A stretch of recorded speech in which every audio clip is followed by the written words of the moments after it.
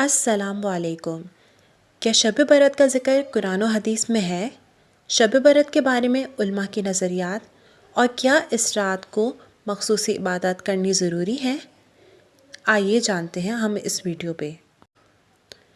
شب برات اسلامی مہینے شعبان کی 15 رات کو کہتے ہیں۔ کچھ مسلمانوں کا عقیدہ ہے کہ یہ رات بخشش، مغفرت اور رحمت کی رات ہوتی ہے، جس میں اللہ تعالیٰ بندوں کے گناہ معاف فرماتا ہے اور ان کی تقدیریں لکھی جاتی ہیں۔ اسی وجہ سے بہت سے لوگ اسی رات میں نوافل پڑھتے ہیں، قرآن کی تلاوت کرتے ہیں، دعا مانگتے ہیں اور قبرستان میں جا کر مرحومین کے لیے دعائیں کرتے ہیں۔ چونکہ سوال یہ اٹھتا ہے کہ شب برات کا ذکر قرآن و حدیث میں ہے، قرآن میں شب برات کا کوئی واضح ذکر نہیں ہے۔ البتہ بعض لوگ سورۃ الدخان کی آیت اس رات میں ہر حکمت والے معاملے کا فیصلہ کیا جاتا ہے کو شب برات سے جوڑتے ہیں، مگر زیادہ تر مفسرین اس آیت کو لیلۃ القدر یعنی شب قدر سے متعلق قرار دیتے ہیں۔ احادیث میں بھی کوئی ایسی صحیح حدیث نہیں ملتی جو اس رات کی مخصوص عبادات یا برکتوں کو ثابت کرے۔ کچھ ضعیف یعنی کمزور احادیث میں اس رات کے بارے میں ذکر ضرور آیا ہے، لیکن ان پر فقہ کا اختلاف پایا جاتا ہے۔ شب برات کے بارے میں جو احادیث موجود ہیں ان میں سے زیادہ تر ضعیف یا موضوع منکر سمجھی جاتی ہیں۔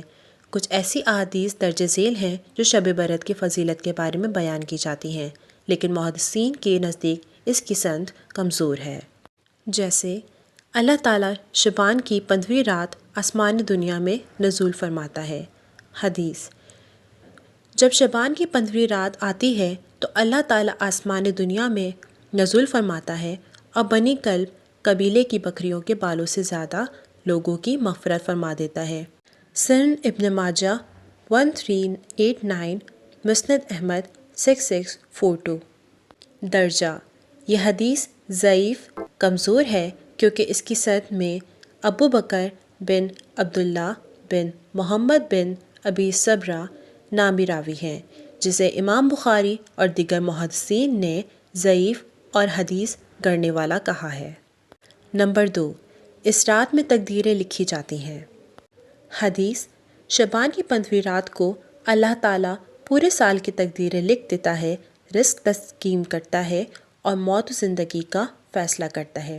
بیہقی شعب الایمان 3835، طبرانی 3۔ اس رات میں قبر والوں کو آزاد کر دیا جاتا ہے۔ حدیث شریف میں آتا ہے کہ شعبان کی 15ویں رات کو قبرستان والوں کی روحوں کو آزاد کر دیا جاتا ہے تاکہ وہ اپنے گھروں کا جا کر چکر لگا سکیں۔ درجہ: یہ حدیث موضوع منگھڑت ہے اور کسی مستند حدیث کی کتاب میں موجود نہیں ہے۔ نمبر 4، 15ویں شعبان کی رات 100 رکعت نفل پڑھنے کی فضیلت۔ حدیث: جو شخص شب برات میں 100 رکعت نفل پڑھے اللہ اس کے 100 حاجات پوری کرے گا۔ درجہ: یہ حدیث موضوع جعلی ہے اور امام ابو الجزبی، امام نووی اور دیگر محدثین نے اسے باطل قرار دیا ہے۔ شب برات کے بارے میں علماء کے نظریات۔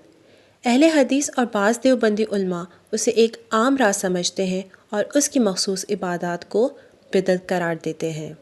بریلوی اور صوفی علماء اسے رحمت اور مغفرت کی رات مانتے ہیں اور عبادات کو مستحب کہتے ہیں۔